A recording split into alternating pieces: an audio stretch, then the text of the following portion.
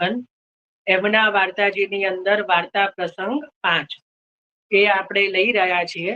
એની અંદર ગઈકાલે આપણે ઠાકોરજીને પ્રિય શું અપ્રિય શું એનું ચિંતન કરેલું। આજે એમાં આગળ જે છે એ લઈએ કે ફેરી कृष्णदासजीने प्रश्न કર્યો કે જો महाराज श्री रघुनाथ जी संपूर्ण सृष्टि को लेके स्वधाम पधारे और राजा दशरथ को स्वर्ग दियो सो काहे थे। ताको प्रति उत्तर श्री आचार्य जी कहे कि जो रघुनाथ जी तो परम दयाल है ताते स्वर्ग दीनो नातर स्वर्ग ही कोई हूँ योग्यता राजा दशरथ को न हती काहे ते जो अपनो वचन सत्य करवे को श्री रामचंद्र जी को वनवास पठाए ऐसो कर्म कियो। એટલે હવે આ પ્રશ્ન પૂછવાનું કારણ એ છે કે જે ભાવ સિંધુ છે ને એની અંદર સ્પષ્ટ વર્ણન આવે છે કે કૃષ્ણદાસજીના જે પિતા હતા કૃષ્ણદાસજીના એ પરમ રામ ભક્ત હતા। એ કોણ હતા? પરમ રામ ભક્ત। અને કૃષ્ણદાસજીના જે ગુરુ પણ હતા ને એ પણ રામ ઉપાસના કરતા, રામચંદ્રજીના ઉપાસક હતા। એટલે કૃષ્ણદાસજીને અંદર જે છે એ રામચંદ્રજીનું, કારણ કે પિતા દ્વારા પણ અને પોતાના જે પહેલાના ગુરુ દ્વારા પણ। બોલો કઈ પ્રશ્ન છે? સુમન ફરી આપે એડ્રેસ।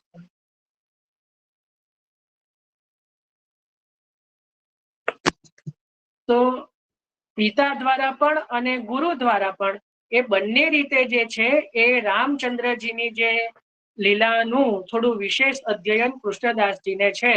એટલા માટે આ પ્રશ્ન જે શંકા એમને રહી હશે એ સમયે, એટલે એ પ્રશ્ન અહીંયા મહાપ્રભુજીને આપે પૂછ્યો। એમાં મૂળ લીલામાં એવું છે, વાલ્મીકી રામાયણમાં એ રીતે વર્ણન છે કે જ્યારે રામચંદ્રજી સાકેત ધામમાં પધાર્યા। જુઓ, રામચંદ્રજીનું જે ધામ છે ને એને સાકેત ધામ કહેવાય। હો, એ સમજજો। વૈકુંઠ ધામ ભગવાન વિષ્ણુનું છે, ગોલોક ધામ ભગવાન કૃષ્ણનું છે। એ રીતે રામાવતાર રામચંદ્રજીનું પણ ધામ છે, એનું નામ છે સાકેત ધામ। એ સાકેત ધામમાં પણ નિત્ય રામચંદ્રજી જે છે એ પોતાના ભક્તો સાથે અનેકવિધ લીલાઓ કરે છે। જેમ ગોલોકમાં આપણે કહીએ છીએ ને કે પ્રભુ પોતાના ભક્તો સાથે વિહાર કરે છે, લીલા કરે છે, તો એ રીતે મહાપ્રભુજી એવું કહે છે કે સાકેત ધામની અંદર રામચંદ્રજી પણ પોતાના સમગ્ર ભક્તો સાથે નિરંતર જે છે એ વિહાર કરે છે। એટલે રામચંદ્રજીનું જે ધામ છે એ સાકેત ધામ છે। તો ત્યાં કહી રહ્યા છે કે પોતાના સર્વ ભક્તોની સાથે પોતાના ધામમાં પધાર્યા અને પોતાના પિતા જે રાજા દશરથ છે એને સ્વર્ગવાસ આપ્યો, સ્વર્ગમાં સ્વર્ગ પ્રદાન કર્યું। તો એવું કેમ કર્યું? તો એના માટે ત્યાં મહાપ્રભુજી કહી રહ્યા છે કે ભાઈ રઘુનાથજી પરમ દયાલ છે, રામ એટલે ભગવાન જે છે પરમ દયાલ છે, એટલા માટે સ્વર્ગ આપ્યું। બાકી તો સ્વર્ગ આપવાની પણ એ જે છે યોગ્યતા ન હતી, કારણ કે પોતાનું વચન સત્ય કરાવવા માટે ભગવાનને શ્રમ કરાયો। પોતાનું વચન સત્ય થાય એટલા માટે ભગવાનને 14 વર્ષના વનવાસમાં મોકલ્યા। આવું એ પુષ્ટિ ભક્તનું કાર્ય ના કહેવાય। પોતાનું વચન મિથ્યા થાય તો થાય, પણ ભગવાનને શ્રમ નહોતો કરાવવો જોઈતો। એ મહાપ્રભુજીની ભાવના છે અહીંયા। તો એટલા માટે કે છે કે એટલે પ્રભુને શ્રમ કરાયો એટલે ખરેખર તો સ્વર્ગની પણ યોગ્યતા ન હતી, પરંતુ જે ભગવાન છે પરમ દયાલ છે એટલા માટે જે છે સ્વર્ગનું દાન કર્યું। કારણ કે અપનો વચન સત્ય કરવે કો रामचंद्र जी को वनवास पठाए ऐसो कर्म कियो। हवे भाव प्रकाश यह प्रश्नहीन अधिकारी को है काहे ते साक्षात पूर्ण पुरुषोत्तम की लीला ते मन बाहर करी यह प्रश्न कहा। એટલે જ્યારે સાક્ષાત મહાપ્રભુજી બિરાજતા હોય તો કઈક પ્રભુની પૂર્ણ પુરુષોત્તમ પ્રભુની કઈક લીલા પૂછવી જોઈએ, પણ એની જગ્યાએ અહીંયા આ પ્રશ્ન કરી રહ્યા છે।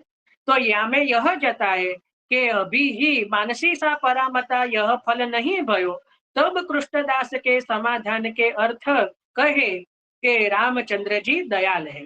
यह कही अपनो मार्ग को हूँ सिद्धांत जताए जो अपने हठ धर्म करी पोतानो हठ धर्म करी धर्मी ऐसे ठाकुर जी को श्रम करावे तो हीन फल धर्म स्वर्ग को मिले। बाकी स्वर्गનું ફલ કઈ ઉત્તમ ન કહેવાય, કારણ કે પ્રભુની લીલામાં જો ઉત્તમ કહેવાય કે સ્વર્ગમાં જો ઉત્તમ કહેવાય।